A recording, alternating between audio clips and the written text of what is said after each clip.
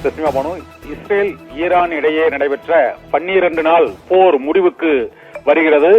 இரு நாடுகளும் போர் நிறுத்த ஒப்பந்தத்திற்கு சம்மதம் தெரிவித்துவிட்டதாக அதிகாரப்பூர்வமாக அறிவிக்கப்பட்டிருக்கிறது. முதலில் டொனால்டு டிரம்ப் நேற்று இரவில் இருந்து போர் நிறுத்தத்திற்கு அழைப்பு விடுத்திருந்தார். இந்த அழைப்பை ஈரானின் வெளியுறவுத்துறை நிராகரிப்பதாக முதலில் அறிவித்தது. அதனுடன் ஈரான் இஸ்ரேல் மீது தொடர்ந்து 11 ஏவுகணைகளை இன்று காலையிலும் தாக்குதல் நடத்தியது. இதன் தொடர்ச்சியாக அமெரிக்க அதிபர் டொனால்டு டிரம்ப் 2 நாட்டு பிரதிநிதிகளிடமும் தொடர்ந்து பேசியதால் இந்த போர் நிறுத்தம் அமலுக்கு வருகிறது என்று ஈரான் அரசு தொலைக்காட்சியில் அதிகாரப்பூர்வமாக இப்போது அறிவிக்கப்பட்டிருக்கிறது.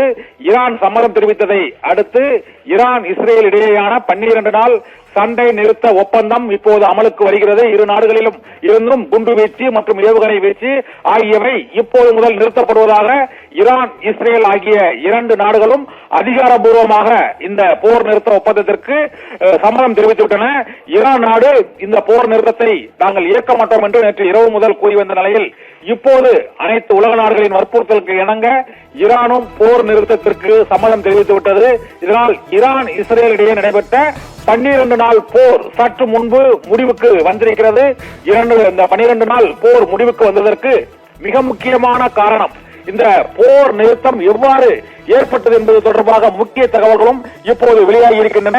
நேற்று கத்தார் நாட்டில் அந்த அமெரிக்க விமானப்படை தளத்தின் மீது ஈரான் தாக்குதல் நடத்தியதை தொடர்ந்து கத்தார் மற்றும் சிரியா மற்றும் ஈராக் ஆகிய நாடுகளின் அமெரிக்க விமானப்படை தளத்தின் மீது தாக்குதலை தொடர்ந்து நடத்தியதால் இது மிகப்பெரிய அளவில் உலக அளவில் பதற்றத்தை ஏற்படுத்தும். தொடர்ந்து போர் நீடித்தால் பல நாடுகளிலும் பாதிப்பு ஏற்படும் என்பதால் கத்தார் நாட்டின் சார்பாக டொனால்டு டிரம்பிடம் தாங்கள் மத்தியஸ்த முயற்சியில் ஈடுபட வேண்டும் என்று கேட்டுக் கொள்ளப்பட்டிருக்கிறது. இதையடுத்து அமெரிக்க அதிபர் டொனால்டு டிரம்ப் இஸ்ரேல் பிரதமர் பெஞ்சமின் நேதன்யாகுவுடன் முதலில் பேசி ஒப்புதல் பெற்றுவிட்டார். அதன் பின்னர் ஈரான் அதிகாரிகளிடமும் தொடர்பு கொண்டு பேசியிருக்கிறார். அப்போது முதலில் மறுத்த ஈரான் அதன் பின்னர் இதனால் ஏற்படக்கூடிய பின் விளைவுகள் உள்ளிட்ட பல்வேறு அம்சங்களை கத்தார் தரப்பில் இருந்து டொனால்டு டிரம்பின் அறிவுறுத்தலுக்கு இணங்க கத்தார் நாட்டின் பிரதிநிதிகள் ஈரான் சுப்ரீம் லீடரிடம் விளக்கியதாக கூறப்படுகிறது.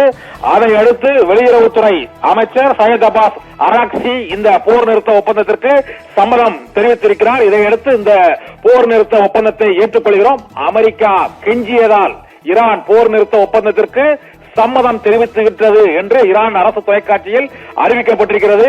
இருந்த போதிலும் இந்த 12 நாள் போர் முடிவுக்கு வருவதற்கு கத்தார் அரசு அந்த மீடியேட்டர் மத்தியஸ்த வேலையில் மிகவும் தீவிரமாக ஈடுபட்டது. அதற்கு மிக முக்கிய காரணமாக கூறப்படுவது நேற்று இரவு ஈரான் தொடங்கிய அந்த பதிலடி தாக்குதல் அது முறியடிக்கப்பட்டுள்ளதாக அறிவிக்கப்பட்டாலும் இருந்த போதிலும் அந்த தொடர் தாக்குதல்களால் அந்த மேற்காசியாவில் உள்ள ஐக்கிய அரபு எமிரேட் நாடுகள் மட்டுமல்ல அங்கு இஸ்ரேலை சுற்றியுள்ள பல்வேறு நாடுகளும் ஈரானின் மற்றும் ஈரானின் அண்டை நாடுகள் உள்ளிட்ட பல்வேறு நாடுகளுக்கும் பெரிய அளவில் பாதிப்பு ஏற்படும். ஒட்டுமொத்த மேற்காசியாவிலும் நேற்று இரவு முதல் விமான போக்குவரத்து நிறுத்தப்பட்டது.